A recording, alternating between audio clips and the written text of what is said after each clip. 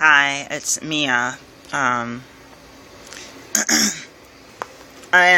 being kind of lazy because I don't want to move around.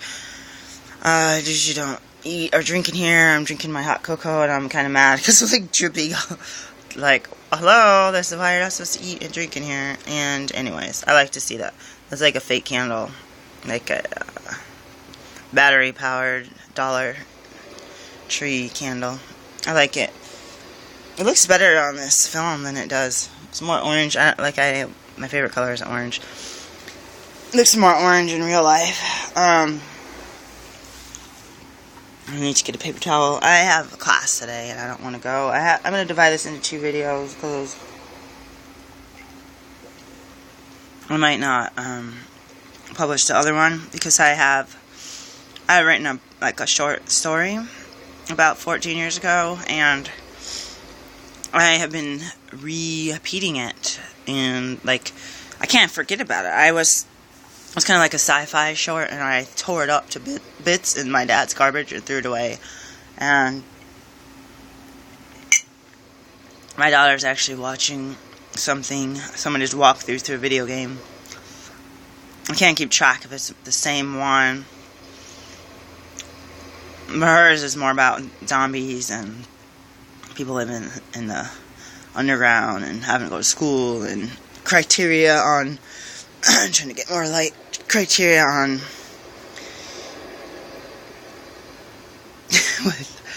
I don't know, I never watched one of these criteria on what level of sickness are you. And I left a video last night about, I said I was excited.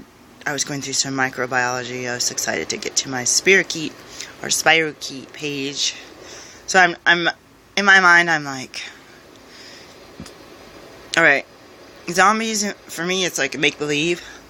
But being in medical school, it's like reading about all these diseases and viruses and skin-to-skin contact, get bit by a tick, flea, and, there was one, that whole page was about snails, flukes, and snail transmission, and Eastern Asia, and Rocky Mountain. I didn't get to that one, but it came to mind.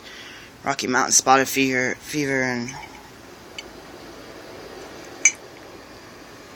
skin-to-skin transmission. If you don't get treated, 100% death. It kind of all this talk about viruses and stuff, it kind of reminds me of zombies. And before medical school, I used to tell people that I changed my diet. I started eating in high school, drinking more water, drinking less soft drinks. I'd still go, I always feel overweight, and I usually am. When I was younger, I was less than I am now, but I had to work hard and exercise a lot to be that weight. And it's hard when people say, you're supposed to be the same exact weight you were in high school. And I have this from people that are multi-100 pounds more than me, and it's hard to be scolded by them saying that, why is your goal weight 7 pounds higher than your high school weight? And it's like, well, maybe I'm not a teenager sitting at home exercising for 5 hours a day on every kind of gym equipment and in the pool and at the weight machines at school. I never even went to a gym there was a gym at the military base. I only went once. We had a home gym, treadmills, bike, weight machines at home, trampolines. Could swim in the lake, could swim in the pool at school, weight room at school. There's a couple of weight rooms at school. Running through the woods, biking outside, running for track, doing tennis, volleyball, calisthenics. It was every minute. I don't even know how I did my homework. I think I did it at 4 a.m. I was always exercising in that after school. And my calorie intake was really limited to unhealthy. I wasn't counting calories, but I know it was an unhealthy level of calories. So it's hard when somebody's multi-100 pounds multiple times scold you for, why is your goal weight? And my goal, I don't even think I can get that 7 pounds over what I was In high school, I probably would have been 7 pounds more than my highest weight if I was like normal. And it's hard when you have kids, and some people, like my dad was sending pictures of like, oh, this person has like 6 kids and they're like 102 pounds and solid muscle and all this. Like, how do I know they're not using steroids, hormones or something, you know, or liposuction? How do I know? But, which, you know, there's a lot of people, it's a high business to do lipo and plastic surgery and pills and stuff. So, anyways, I was just venting because I'm mad because I ate a bunch of salty kale that I made and a couple of pieces of sausage, which I wasn't going to eat. Turkey sausage. And I gained 1.5 pounds. And I already had gained like almost 1 pound yesterday. So I'm so mad. I'm like, will I ever get to my goal weight? Because all I'm doing is going away from it. It scares me because when I was in the weight loss group, it was just like, alright, your meeting's in a couple days, just don't eat. Like, I felt like I want to tell you the truth. I did not eat because I'm not, if I'm the type of person that could easily not eat, I wouldn't be overweight. And for many months I was regular weight for like a year. Yeah, about a year, I guess. So, a lot of times in the weight loss group, I knew what caused me to gain weight, and I wouldn't eat like hardly anything. And I can't even eat like watermelon a couple days before, because I would retain water with watermelon, which I don't think is necessarily unhealthy. Like, I don't think you eat a couple slices of watermelon in a day's period, some nuts, a granola bar, like Lara bars have between 170 and 240 calories. That's kind of a lot. Banana can have like 120. Grapes, a little bit of cheese. Seeing that right there, if I had like a small little saucer for each meal and be done by like 5, I could probably lose weight, but I don't do that. I start to get a stomach, like last night I went to bed and my stomach was growling. I did log my calories on MyFitnessPal, but I just want to say, the weight loss group a lot of times made me feel like I had an eating disorder. Because you go in, you gain a little bit of weight. The weight recorders are supposed to be encouraging. They're like, well, you need to do something different. Or, well, you missed last week. See what happens? And I'm just like, oh my gosh, I had like an exam or a clinical exam that's the type, if you don't pass it, they literally kick you out of school. And there's people that don't pass it. And they're giving a couple chances, but it's like, it's going to get great. I feel like sometimes you get a second chance. Like on the video games on Mario, if I would miss a world, like if I would, like this is like old school Mario. I felt like if you die in a certain world in Mario Brothers or some of those old Nintendo games, it was harder second time around. It's like if you made it through the first round without your character dying and having, you still have a save lives. You have extra lives where you can restart the level, no problem. But I swear more bad guys will come after you. And if you die the second time, the third time was like impossible.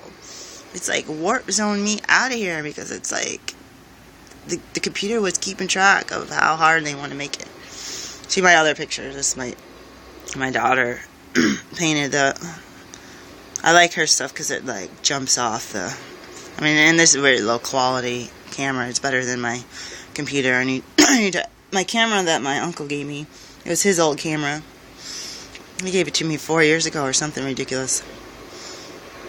I can't use the HD, the high definition, whatever kind of data card it uses. I think the big SD card, not the micro one. I keep buying new ones and it says this. Please format, uncompatible. Or it doesn't say uncompatible, I just looked it up online. Some people couldn't use that either. I have a film camera.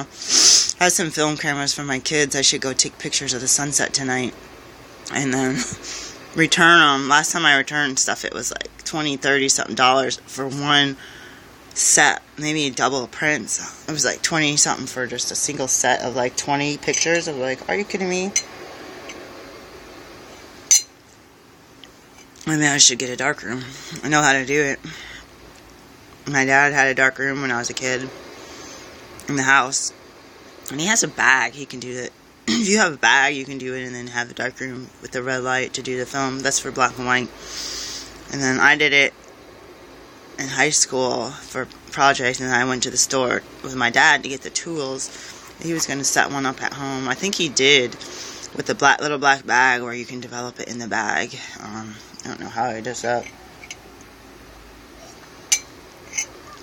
My dad's like not a scientist, but it's like with astronomy, film, developing, science. He's more a mathematician, but it's interesting to see him doing. I gotta get rid of this cup. It's like I feel like I made the biggest mess.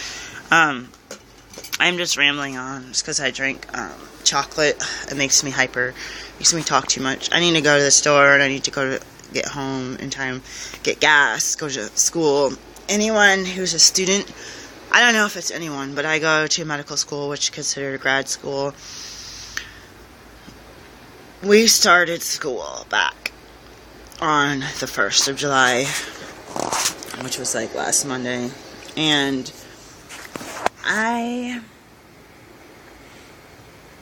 we heard a few weeks ago that they are not going to give us, the government, sequester, decided not to give us our money until, I think they allow the school to distribute it, or to activate it on the 15th. And the school says they activate it, or whatever the word is, on the 15th. It's going to be 3 days until the time it takes. They got to print the checks and sign them and organize them, whatever. It takes 3 days. So that the minimum we would get ours would be the 18th, unless something changed even further. So, a lot of times, I'm like a book junkie, or I'll have extra money where I'll just be like, well, I don't get my financial aid to the first day of the term. My bank holds it for 3 days. All you bankers, what the heck? Why can't I have my money today? And I would sit it in the bank for 3 days, get my book somehow, or pay with a credit card and say, fine, I'll pay the credit card off in 3 days, because I only have a credit card for overdraft protection, and this is the first time because of this delay in financial aid, and it's all loan money anyway, so I should think, like, gosh, I might have a better interest rate on the credit card than I do for my college loan. It's not true, but it depends how they calculate the fees.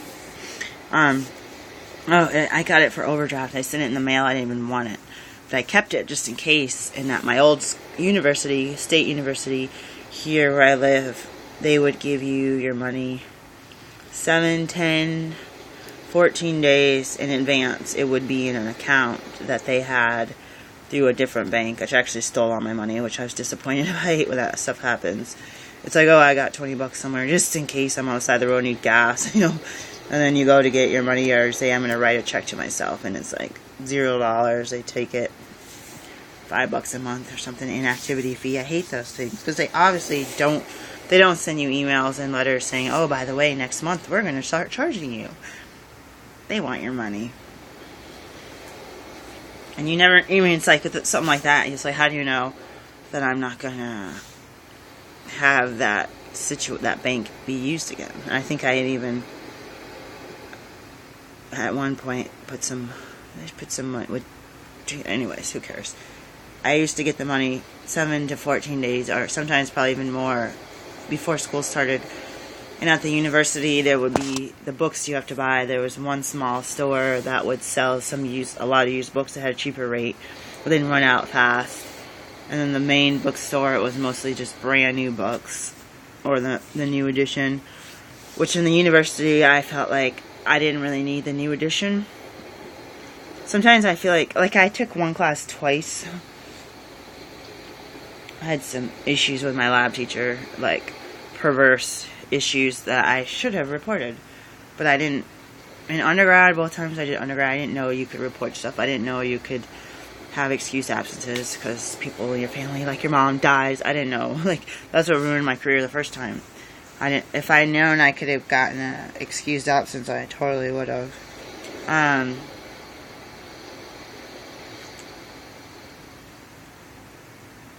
So I'd buy, and then for me too, I also have, up until now, unless my son goes back to his old school, daycare charges.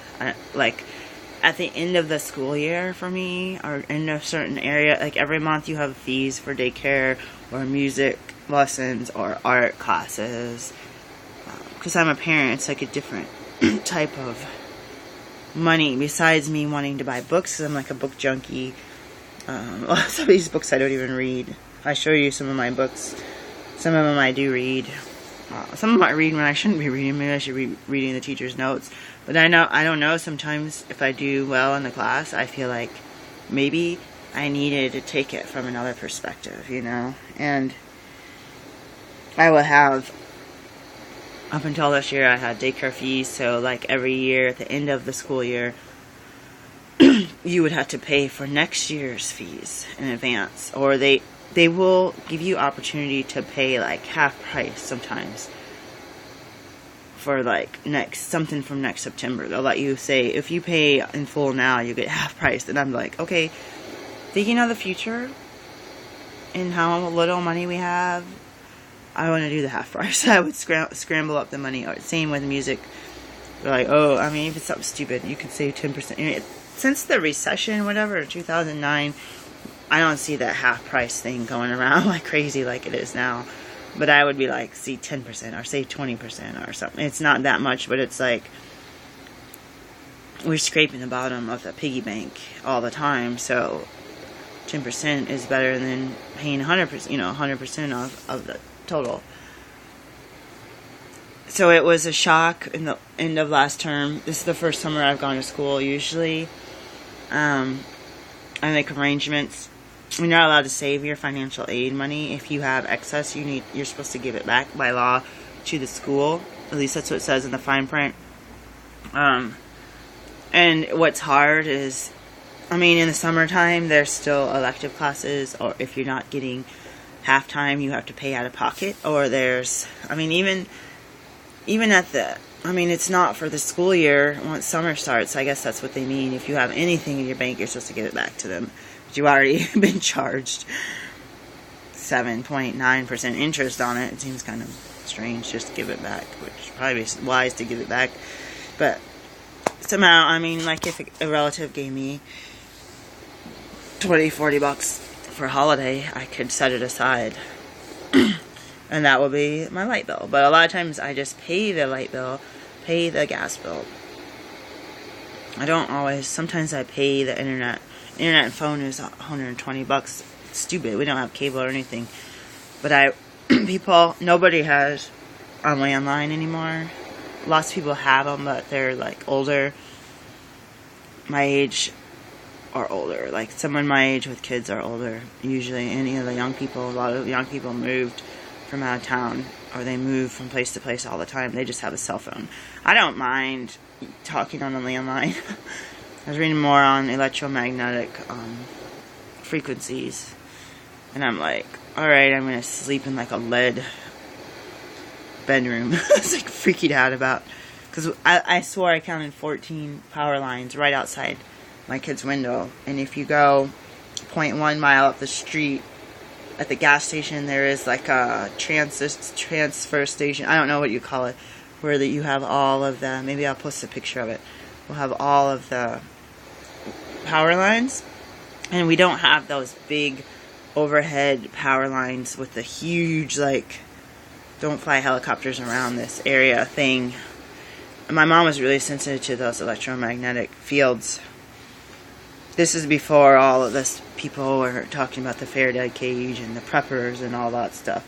The computers are going to go out and we're going to be back in the 1800s. This was before all.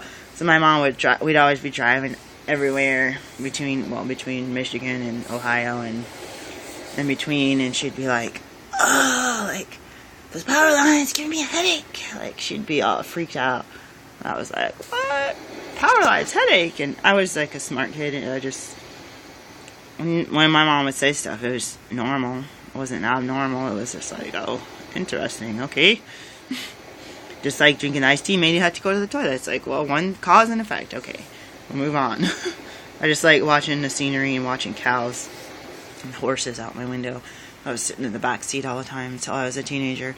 But like, I noticed I like totally jumped from conclusion. Period. I don't have my money. Okay. And I had to buy a book. Blah, blah, blah. It's really kind of scary, actually. But I just want to say, gosh, I'm so mad. I was venting earlier while I was praying about, there's a lot of people that have, like, multiple jobs. They're single. They live in rooming houses, so they only have to pay for the room. You know, share a house with 5 or 6 people and go to school and have a lot less tuition than med school. And they're getting 100% through Facebook. They're getting 100% of their schooling, housing, everything donated. Their car, you know, they're getting all kinds of gifts. They post on Facebook every day. The one lady I'm thinking has all kinds of gifts given to her, and food and flowers and chocolates, and I'm like, are you kidding me? It's like, I don't even think I got anything for my birthday. Like, I don't even think I got. I think I take it back. My aunt is usually pretty good at sending a card. I have to be grateful for what I do have. You know, I probably had an exam that day. I didn't go out to eat. I didn't have any gifts. No friends said happy birthday. And this lady is like, oh, my tuition's due in 3 days. I need $3,000. And then she'd be like, and within 24 hours, oh, thank you so much for your donations. Like, are you kidding me? And she's always going over to Europe and stuff. And anyways, I probably have to not post this video because I'm just trying to understand it, because I'm like a single mom. I don't get child support. People assume that I'm on all kinds of welfare programs. The welfare people, when they see that you even volunteer, they cut you off. And I was volunteering at the church, for Pete's sakes. I was doing some church volunteering, and the people will say, well, you're capable of working because you volunteer once a month or 3 times a month or whatever it was, teaching in the nursery. So if I was to sit at home doing nothing, pretending I don't know how to speak English, you know, not knowing how to have any kind of continuity in paying my bills, they would have no problem giving me. I mean, I feel like some of these people here where I live are getting multi-thousands of dollars a month on welfare. I'm not even joking. And so people are mad at me because they assume, because I'm black and I'm single and that I don't have a full-time job, that I must be bringing in the bucks, taking their tax money out of their paycheck. I think that's what people in my community think, or my church or whatever, because they won't give me the time of day. And I had posted something on Facebook about food stamps, and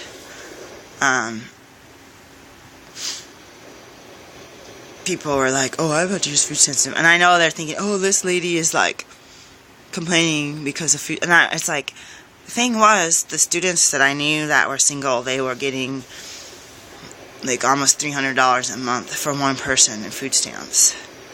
And there had been some times that we had got it, and it was $330 a month for 3 people, with no child support and the same income that they have, pretty much, as far as student loans as being income, and maybe, you know, less than $100 a month. So, you know, maybe sometimes only $30 a month in work study, which is still part of financial aid. It's not necessarily like a separate employment job. It's still a financial aid for a education job.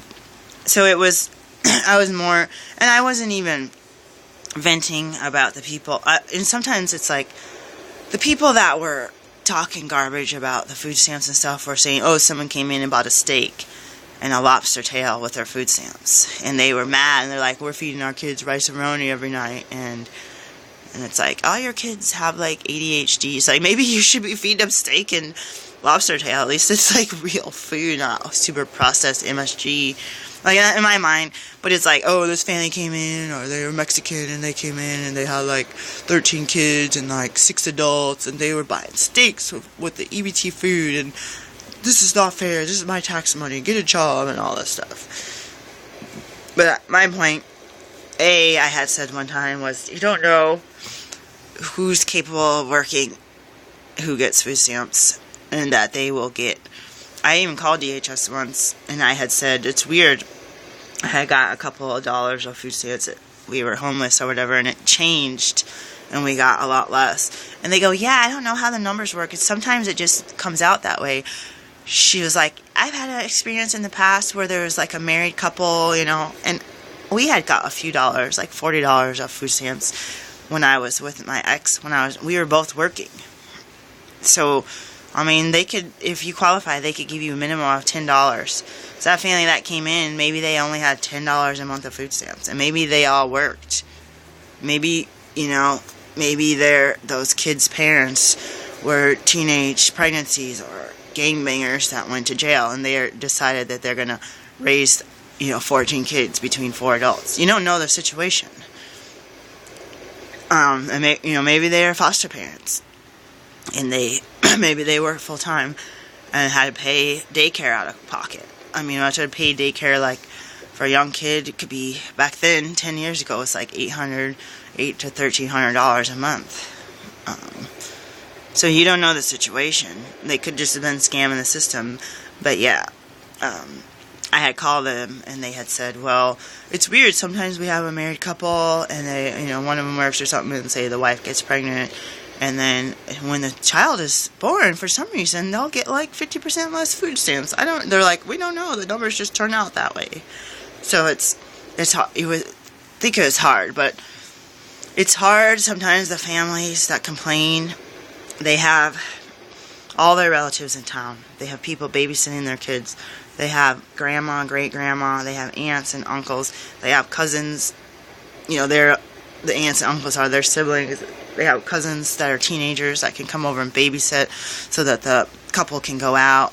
They have a lot of the families have one parent that stays home. And sometimes the state, you paid $1,400 last month for food stamps while you make minimum wage at 2 jobs. They might give you $40 of food stamps. And maybe you say, I deserve a steak. I don't know. I'm just speculating.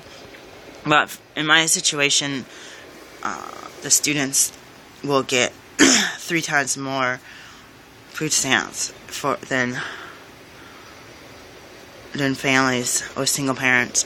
And that's even single parents that have a job, a small job. So it's not like you're necessarily just sitting around having more children, or there's different situations. And I had said something. I know the people that on my Facebook are like, oh, look at that welfare sucker. I know that the people want to donate to the person that's younger and doesn't appear to be getting services. They want to donate to them, but it's just hard because me and my family needed help through agencies or through the church, and we weren't getting the help. And it was not financial help, it was spiritual prayer and just to have another adult to talk to, because I want some people to know that if you, sometimes as a single parent, I have gone like months really without talking to another adult face to face. And I would still attend church and go back then I was going to community groups, volunteering and doing stuff.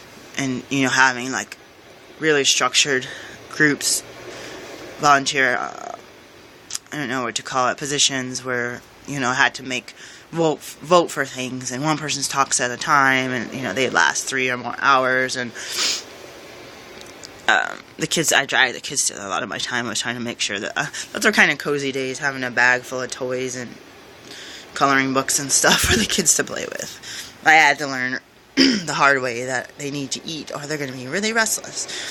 That's when we didn't really have money to get food. I was going from volunteer position to volunteer position. It was really bad. And now I'm just going to school 7 days a week on and off. I know people that work as nurses and stuff at this state hospital, or the health science hospital, and they're like, oh, I have like a double shift, or I go home from work and then I sleep for like 6 hours and I go straight back to work and I do this, I do that, and finally have a break, 3 days off, and I'm just like thinking, man, you're gonna have a paycheck, like, exciting.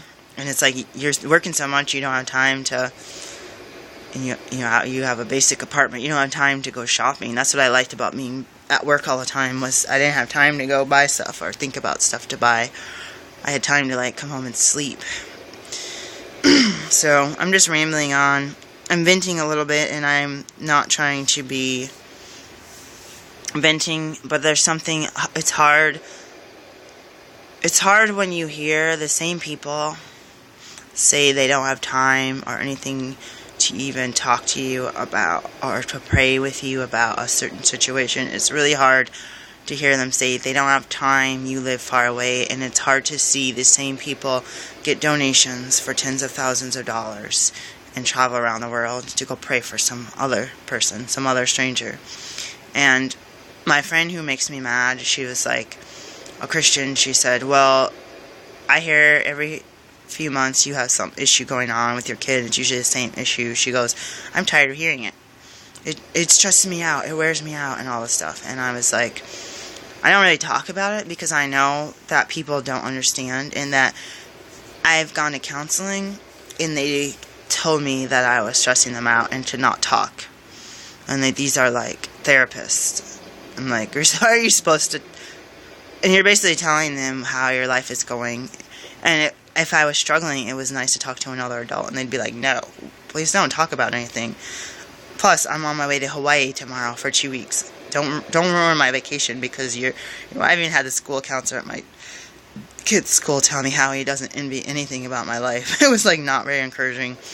And it's like, I took my kids away from an abusive ex-husband, someone who was bringing drugs into the house, someone whose friends were bringing drugs into the house, and weirdos were hanging out at all hours of the day and night, and I started having to sleep in my kids' rooms because I didn't know what these perverts were going to be doing, so I just was protecting my kids. I wasn't in a position to go live outside in the street with them, but I met the right people, and I prayed, and I was led to a shelter, a homeless shelter, but we had a roof over our heads. We had a slightly locked door. They had the entrance key so they could come in whenever they want, which they did do, which is hard when you have little kids that need to get dressed in pajamas or whatever, hard to have, or like public bathrooms where you need to give your little kids a bath. My kids are very, you see these pictures on Facebook with the naked babies and toddlers with no shirts. Like, my kids were just like, no, don't look at me. I'm wearing, even if they took a bath by themselves, they were wearing a swimsuit. Like, really, my kids are really, it's partly my fault. My son now refuses to wear a tank top like he did, but my daughter doesn't. I continue to wear a shirt. I typically wear a tank top every single day of the week underneath my regular shirt. So I babbled on. I do want to tell anyone who watched my video yesterday, basically, I've said a couple times, I need someone to be accountable. I did read the 6 or whatever pages of Micro last night. It was ridiculously late, like at 1. I read the rest of these. I have a stack, like, I have a stack up to, like, almost 2 feet high of flashcards. Hopefully some of them aren't for clinical boards. This is, a couple of percent of flashcards, but I felt okay about, all this stuff like familial hypercholesterolemia. I'm like, are you sure I need to know that? Like, what about the common ones, like Marfan's, Everyone knows Marfan's. I'm like, do I really need to know? Like, psoriasis. Of course we do know psoriasis. This one's important. Arrhythmia multiforme. I was like, all year I was trying to remember this one. I think, like, we did a story where the girl takes some medication and had an allergic reaction and her skin basically fell off. I think, let's see. Target lesions, mainly on hands, feet. I think actually this is a different one. Well, it says delayed type hypersensitivity reaction. Target lesions, centrifugal spread of red maculopapule. See, I don't even know. I need to go through it again. I'm not going to go through it again right now. Urticaria, that's important. So I did read that. I wanted to let you guys know that. I have a histology summary slides on yellow paper that I lost. I don't even see them anywhere in my room. It could be in my bag. The new notes are posted for the class that it starts Sunday, which I took last year, and I have all the notes, and I'm trying to decide how I'm going to compare, or if I just want to sit in class and be like, go through my old notes, and then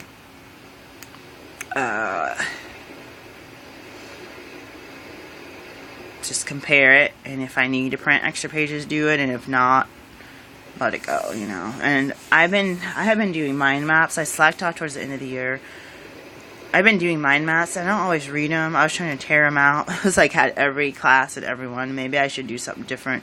Maybe get smaller books and just do one class, have its own notebook, instead of like having to flip through an estimated week. Okay, the next cardiology is here. That's hard when you only have a limited amount of time to study. So going back to school, I know I jump around a lot. I just wanted to say this and stop. Usually I buy a lot of books that I end up not needing. This year we needed some books, and then they actually said that we could split the homework up, which I didn't really notice. I went to my friends last week to do some of the homework, and I just want to say that it's really hard when the government won't give you your financial aid for 3 weeks. I got another thing from one of my classes. I had no idea. It's a research class, and they allow it for naturopath student electives. You have to travel around the city and stuff, and go to farmlands and stores, and go on tours, which you have to pay for each of these events. And you know, I did have a couple of dollars that I said I better hold back on this. And I also will have, like, I never had the charge for my credit card, and this is the worst. I paid for the boards, $450, and some other groceries, and this is the worst for my credit card, because I thought, oh, no problem, on the 1st of the month, boom, I pay it off. But it's not going to happen. It's due on the 13th, and we get money on the 18th. Usually the bank lets me take money from my paycheck to pay my Visa card, but they won't allow me to have that money. And even when I was paying it from account to account, it was not crediting it the same day. So it's like, even if once you miss that 13th, I guess they're going to put a charge on it. And the way I had it before, I would have had like a $65 charge, or like a $55 charge. I don't want extra money. So right now, if I don't pay an extra $30-something, I'm trying to figure it out, I'll get like a $3 or something finance charge. But I feel like my last paycheck was only like $30. I think I'm just gonna deposit it into the Visa. Part of me is like, just pay the $3 charge and actually go buy gas and pay for these trips, because I'm going to have multiple trips before I even have financial aid. Multiple field trips starting next week, and then I'll have to, of course, pay for gas to get there. And I don't know if we're going to find out in a couple hours whether we need any supplies and stuff. So I just don't understand, and I grumble about it, and I say, well, they're going to, in the Grad Plus loans, they're going to charge interest the day it's distributed, despite the fact that my bank won't even let me spend the money. So I said, well, that's going to be another 3 weeks that the money's not going to be, at least 2 weeks interest on it. You know, who knows? For all I know, the amount they're charging for tuition, it could be hundreds of dollars saved just for 2 weeks of delay. So I need to keep that in mind. I'll let you know how it goes. I grumbled about this. We found out about it recently, so it wasn't like you had a whole term to redo your budget. Some people are good at doing their budget like that. A lot of people were freaking out because the rent is due on the 1st, and you plan it to get your money on the 1st and pay your rent. Like, boom, you get it, you're at the bank, you write the check. And luckily, luckily, I think, I'm pretty sure I would have got a late fee and eviction notice. I was able to pay my rent. We had enough time to just stop any spending. And it's hard when you do have to buy food and when you do have to buy gas. And, you know, I had a very limited amount of short sleeve shirts to wear to clinic, not knowing if it's air conditioned or not, because I don't want to be dripping with sweat if it's not. And anyways, you wear a short sleeve on the way there so you don't sweat in the car, and then it's like you end up having you have a sweater if it is air conditioning. Or if you want to wear sleeveless, you got to wear a sweater because you're not allowed to be sleeveless in the clinic. So it's like, oh, I really wanted to buy, a lot of times I buy short sleeve shirts, my daughter takes them. And I'm like a lot heavier than her, which my dad doesn't understand that we can wear the same size. I always look bigger than I actually can fit into. So I'm putting that on hold. I did go to the thrift store and bought a few shirts. I could have got this similar item cheaper at a new store, but Target, all that stuff starts to fall apart really quickly. I mean, I can't shop there anymore because stuff's just falling apart like rags. And some of this stuff, either a thrift store, it's either going to work and last a really long time, or it's going to fall apart the first time I wash it. And that's usually what happens. You're taking a chance. But, you know, I needed summer clothes. I can't wear winter sweaters all through summer shift. And that stuff doesn't fit under your white coat anyway. So I put a hold on that. I've accepted some free things from a friend who's selling her house, her old house, and it's like, it smells like so much dust and old house and grease, and I'm like, oh my gosh, are you kidding me? I forget, even though people's houses are straight, they don't have inspections like me where they're like washing all the walls and everything on a regular basis. Despite mine still being cluttered, I'm still washing like a crazy person, so it doesn't get that old. Like, I don't fry food, so it doesn't get like, doing sausage and olive oil is my extent. So I'm like, oh, my mind's in the poverty mentality again. Like, I have to accept these free items. And the other part of me is like, just take it if you need it. Curtains are expensive, and they kind of make you feel more secure in a house with just blinds. So in there, I said, trying just, I can always give stuff like that away. But I had to kind of get out of that mindset of, don't just accept this weird smelling thing just because you don't have enough money to go spend.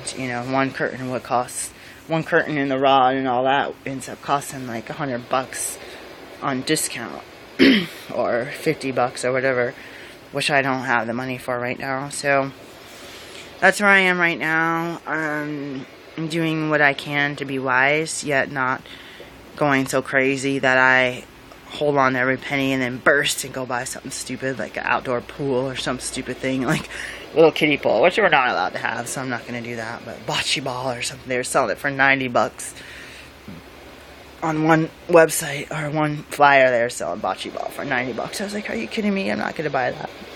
So maybe I'll do that today. Maybe I'll go cut the grass when I get home and play croquet, even if I play by myself. I think I might do it just for the fun of it. Just do something abnormal.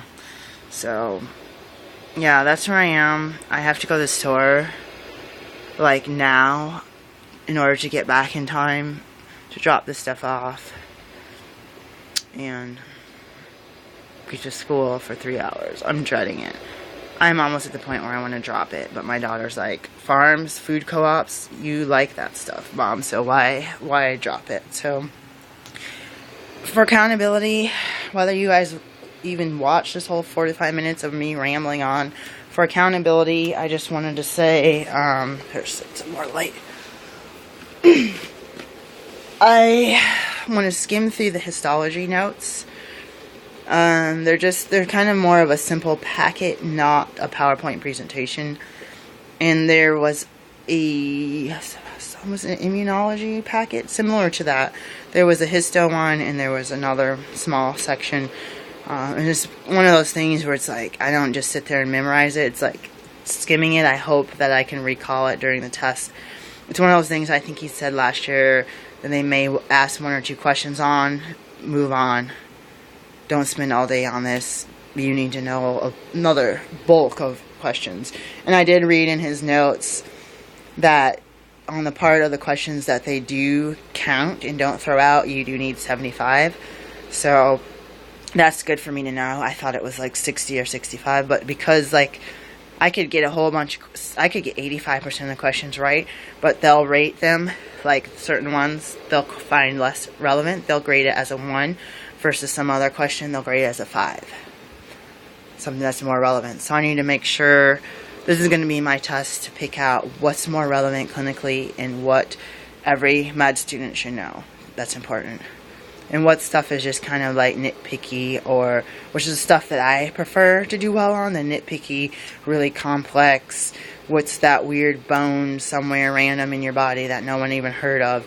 That's the stuff that I enjoy, and I usually always get right. So I need to let that stuff go. I need to let that stuff go and just get the big picture and know my citric acid cycle, know my anatomy, know, you know, what the main nerves and the main blood vessels going like to the legs and all that, know how the bifurcations of that, and not like that random blood vessel that, only 30% of people have, or something. That's the type of stuff that I better spend all day going over this, make flashcards and drawing up on the, because that's really hard, and that's where I think I messed up. And it really, I think it was only a matter of 2 or 3 questions. The way that the chart shows, I believe that it was only a couple questions that I had gotten wrong. So that's that's good, but it's bad. So my accountability days, read through those as fast as I can. Just skim them and come back to them later if I have to, if I have time to. And then I have an intro summary part 2. It took me about a week or more to do part 1, and that was just a small little packet. So I'm going to do part 2. I'm going to see, I have class tomorrow also for 3 hours. I'm going to give myself a little bit of time.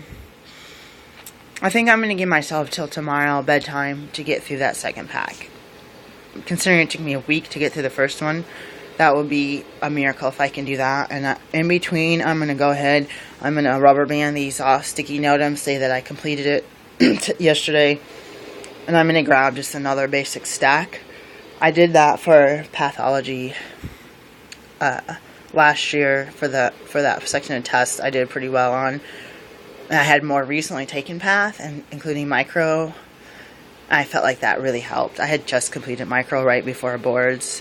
I feel like that, and it was a really good teacher. I feel like that really helped, with diseases and infections and gram-negative, gram-positive bacteria. So right now I need to, I feel like I should just go through some again. Just skim those diseases.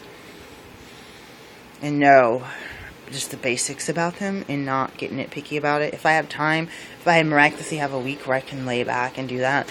But I think the big picture for me is the thing, and to do this, get through this stuff as fast as I can so that I could repeat it and then spend another little chunk of time on the biochem. So hopefully by tomorrow, the next day when I come back to make a video, I will tell you how I do on that. Despite, if I can't find the notes or I don't feel like printing them again, I'm going to let it go, and then I'll note to self. But I need to get through this. I need to get through this big stack of papers, and I have like 10 books. I think I'm just not even going to pay attention to those books that I have, because a lot of them are for USMLE. I may, however, do the practice test and grade myself, so at least I know how to recall and know the answers to those practice tests, if I can even find any. So that's where I am.